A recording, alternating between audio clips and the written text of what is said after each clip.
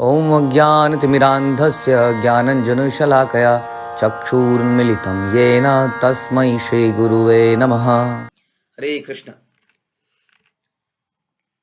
भगवद गीता अध्याय 11 श्लोक संख्या 43।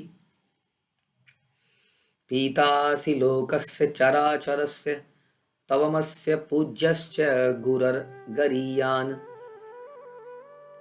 न त्वत्समः अस्ति अभ्यतिकः कुतोऽन्यो लोकत्रयेऽपि अप्रतिम प्रभावः। आप इस चर तथा अचर संपूर्ण दृश्य जगत के जनक हैं। आप परम पूज्य महान आध्यात्मिक गुरु हैं। न तो कोई आपके तुल्य है, नहीं कोई आपके समान हो सकता है। हे अतुल शक्ति वाले प्रभु, भला तीनों लोकों में आपसे बढ़कर कोई कैसे हो सकता है। ये भक्त के हृदय के उद्गार जब निकलते हैं तो कई लोगों को पवित्र कर देते हैं, क्योंकि ये with conviction and dedication and समर्पण निकलते हैं। इसीलिए कहते हैं कि एक भक्त ही किसी को भक्त बना सकता है, क्योंकि भक्ति करना हृदय का बात है, दिमाग की बात नहीं है। और हृदय से ही हृदय परिवर्तित होता है। यहाँ अर्जुन जो बोल रहे हैं किसी के भी हृदय को परिवर्तित कर सकता है इस वक्त, क्योंकि वो पूरे भाव में है और बता रहे हैं कि भगवान ही वास्तविक पिता हैं। हाँ, सारे जगत के, चाहे वो चर है या अचर है। चर है जैसे हम लोग, हाँ, और अचर पेड़ पौधों को कह सकते हैं, या पेड़ पौधों के अलावा जो भी संसार में दिखता है उस सब के जनक वास्तव में कौन है? भगवान है। जनक मतलब पिता। इसलिए जब ये क्वेश्चन आता है कि क्या हमारा माता पिता के प्रति क्या कर्तव्य है, देश के पिता के प्रति क्या कर्तव्य है, ये देश, ये माता पिता, ये चर, ये अचर, हर वस्तु भगवान के बनाई है और भगवान हर वस्तु के वास्तविक पिता है। आज हम अपने ब्लड रिलेशन में कुछ भी करने को तैयार हो जाते हैं, लेकिन वास्तव में ये ब्लड को देने वाले भी वो भगवान है। तो वास्तविक रिश्ता हमारा भगवान से है, जो अर्जुन यहाँ पर आइडेंटिफाई करते हैं कि आप वास्तविक जनक हैं। आप परम पूज्य महान आध्यात्मिक गुरु हैं। कृष्ण ही वास्तविक गुरु हैं और वो अपनी छवि को, अपने रिप्रेजेंटेटिव को संसार में भेजते हैं, उसको शक्ति देकर। हम सुनते हैं पद्म पुराण में कि 4 मुख्य परंपराएं हैं।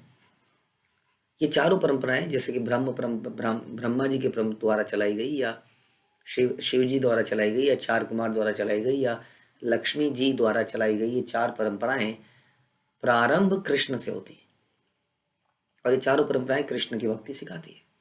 इन चारों परंपराओं का मूल कृष्ण है। जैसे हम सुनते हैं कि कृष्ण ब्रह्मा जी को तेने ब्रह्मा हृदय आदि कवे, ब्रह्मा जी के हृदय में, उस प्रारंभिक पुरुष के हृदय में भगवान ने ज्ञान को स्थानांतरित किया। इस प्रकार से ब्रह्मा जी को ज्ञान प्राप्त हुआ। तो इस प्रकार से ब्रह्मा जी ने उसको फिर आगे नारद मुनि को दिया, व्यास को दिया, और इस प्रकार आगे चला परंपरा में।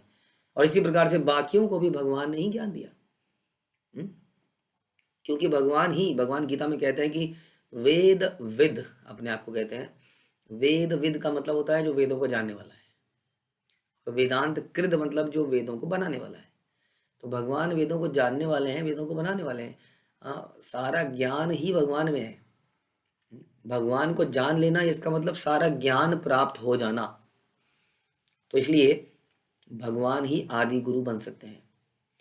और एक गुरु भगवान को और बोलते हैं चैत्य गुरु। यदि भगवान अपने किसी रिप्रेजेंटेटिव को संसार में गुरु बना के भेजते भी हैं, लेकिन फिर भी चैत्य में यानी कि चित्त में भगवान कई बार प्रेरणा देते हैं। इसलिए कहते हैं कि गुरु की कृपा से भगवान मिलते हैं। और फिर पहले भगवान की कृपा से गुरु मिलते हैं और फिर गुरु की कृपा से भगवान मिलते हैं।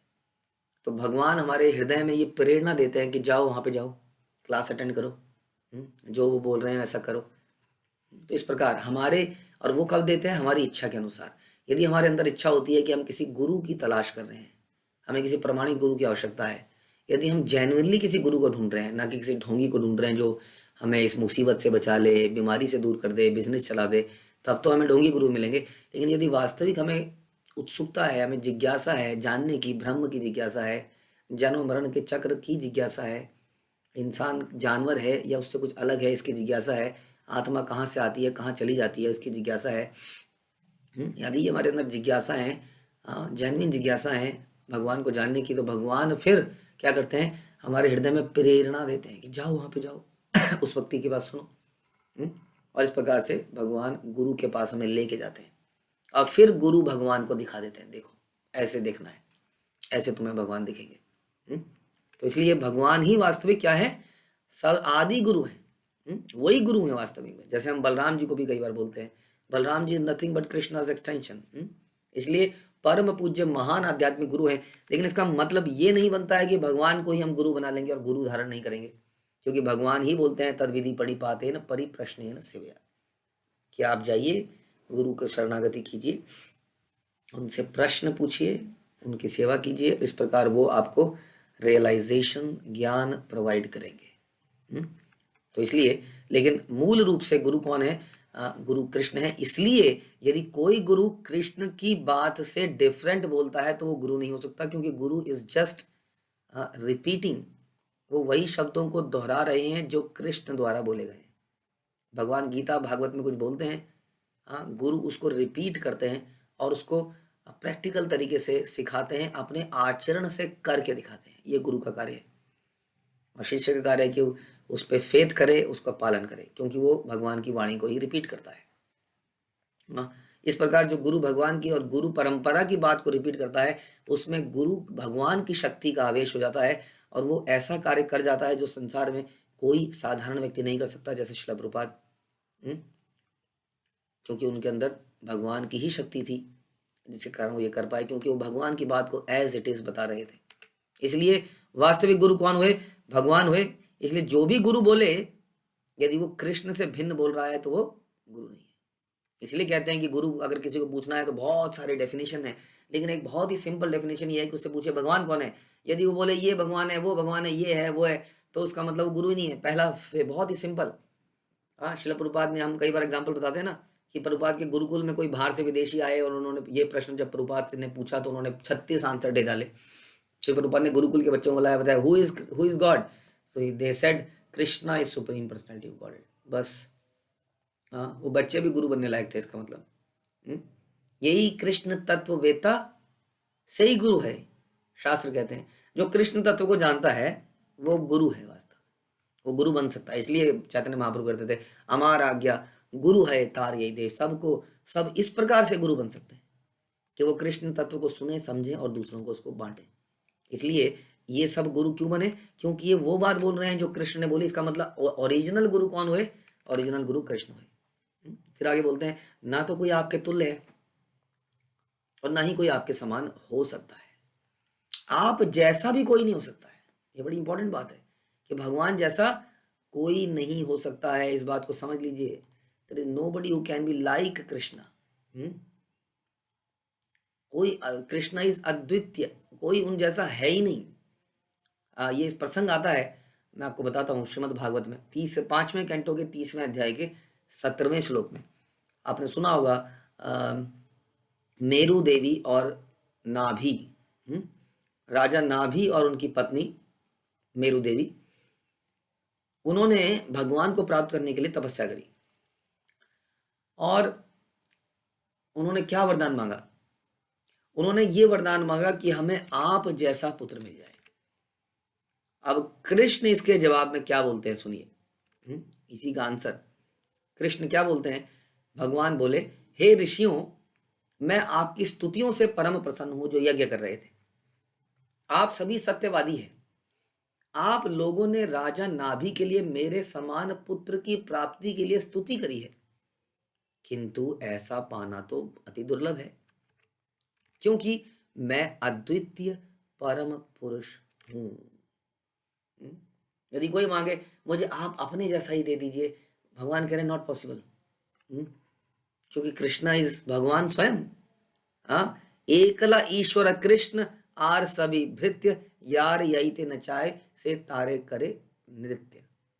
एकला ईश्वर कृष्ण, केवल एकमात्र कृष्ण ही ईश्वर हैं, बाकी सब उनके यार भृत सर्वेंट्स हैं, तो कृष्ण के इशारों पे नाचने वाले हैं। इसलिए भगवान के तुल्य कोई हो ही नहीं सकता। भगवान कहते हैं तुमने मेरे समान पुत्र की स्तुति करी है, मैं तो अद्वितीय हूँ, मेरे समान कोई है ही नहीं, अतः मुझ जैसा पुरुष पाना संभव नहीं है। तो भी आप सभी सयोग्य ब्राह्मण हैं, आपका वचन मिथ्या सिद्ध नहीं होना चाहिए। इसलिए क्योंकि मैं ब्राह्मणों के मुख को उत्तम मानता हूं, इसलिए मैं क्या करूंगा, मैं खुद ही तुम्हारे पुत्र के रूप में प्रकट हो जाऊंगा, क्योंकि मेरे जैसा तो कोई है ही नहीं। तो इसलिए मेरु देवी और नाभि के कौन पैदा होता है, ऋषभ देव भगवान के रूप में उनके यहाँ अवतरित होते हैं। तो यही है अर्जुन का कहना कि ना तो कोई आपके तुल्य है, ना ही कोई आपके समान कभी हो सकता है। हे अतुल शक्ति वाले प्रभु, अतुलनीय, uncomparable, nobody can compare the power of Krishna. भला तीनों लोकों में आपसे बढ़कर कोई कैसे हो सकता है। बड़ा इंपॉर्टेंट है। इसलिए भगवान के ये समझना चाहिए जीव को कि भगवान की स्थिति क्या है, हमारी स्थिति क्या है। कभी हम उनके अपने बराबर उनको ना माने। जैसे संसार में मायावादी लोग कहते हैं कि भगवान भी हमारे जैसा ही शरीर धारण करते हैं। हाँ, इस संसार में वो आते हैं तो माया के वशीभूत हो जाते हैं। ये कहना गलत है, क्योंकि वो माया के पति हैं। उनके हमारे समान, प्रभुपाद कह रहे हैं, उनके हमारे समान इंद्रियां नहीं है। वो एक इंद्रिय से सारे इंद्रिय के कार्य कर सकते हैं। हम अपनी आंख से खा नहीं सकते, मिर्ची से मर जाएंगे हम लोग। आंख में अगर खाना डाल दिया, दाल डाल दी, सब्जी डाल दी, लेकिन कृष्ण अपनी आंखों से भी पा सकते हैं। हाँ, वो किसी भी इंद्रिय से किसी भी इंद्रिय का कार्य कर सकते हैं। इसलिए वो प्रकृति पर दृष्टिपात करते हैं और प्रकृति को गर्भास्त कर देते हैं, इम्प्रेग्नेट कर देते हैं जीवात्माओं से। हाँ, इस प्रकार भगवान की इंद्रियां ना तो अपूर्ण है, जैसे हमारी इंद्रियां क्या है, अपूर्ण है, इम्परफेक्ट है, मतलब ना तो कोई उनसे बढ़कर है, ना कोई उनके तुल्य है। सभी लोग उनसे घटकर। इसलिए कहते हैं भगवान गीता में 4.9 में कि जन्म कर्म च मे दिव्यम एवं यो वेति तत्वता त्यक्त्वा देहम पुनर्जन्म नैति मामेति। सो अर्जुना, कि मेरा जन्म कर्म दिव्य है, ट्रांसीडेंटल, इस जगत का नहीं है। तुम्हें लग रहा है कि वो माखन चोरी कर रहा है, जैसे एक चोर चोरी करता है, लेकिन चोर चोरी करता है तो इस जगत का पाप है। भगवान का चोरी करना ट्रांसीडेंटल एक्टिविटी है, दिव्य एक्टिविटी है। इसको कोई समझ नहीं पाता है। जो इसको समझ जाता है कि मेरा जन्म भी दिव्य है, मेरा जन्म किसी माँ की कोख से, वीर्य से पैदा नहीं हुआ, जैसे हम लोग पैदा होते हैं, धप से गिरते हैं संसार में, कुआं कुआं रोते हैं, कहाँ पे आ गया मैं। ऐसा जन्म भगवान का नहीं है। इसलिए जो मेरे जन्म को समझ जाता है, मेरे कर्मों को समझ जाता है, वो संसार में दोबारा नहीं आता, केवल इसको समझ लेने से। इतना इंपॉर्टेंट है। अतः मनुष्य को जान लेना चाहिए कि कृष्ण के कार्य अन्यों से भिन्न है। सर्वश्रेष्ठ मार्ग तो यह है कि कृष्ण के नियमों का पालन किया जाए, इससे मनुष्य सिद्ध बनेगा। प्रत्येक व्यक्ति को उनके आदेशों का पालन करना चाहिए। कोई ऐसा नहीं है वास्तव में जो उनकी आज्ञा का उल्लंघन कर पाए, कर सकता भी नहीं है। प्रकृति के नियम इतने कठोर हैं, हम जानते हैं। हम इन प्रकृति के नियमों को तोड़ कहाँ पा रहे हैं। हम बुढ़ापे को नहीं खत्म कर पा रहे हैं, हम बीमारी को नहीं खत्म कर पा रहे हैं, जन्म मृत्यु को नहीं खत्म कर पा रहे हैं। जब खत्म ही नहीं कर पा रहे हैं तो कब हम नतमस्तक होंगे, कब हम शरणागति होंगे। इस श्लोक से तो लगता है कि सर्वे सर्वा सब कुछ कृष्ण है, आदि गुरु भी कृष्ण है, भगवान भी कृष्ण है। तो क्यों ना कृष्ण को समर्पित होकर भक्ति भाव पैदा किया जाए और जीवन को सफल बनाया जाए। हरे कृष्णा। श्रील प्रभुपाद की जय, भगवद गीता की जय।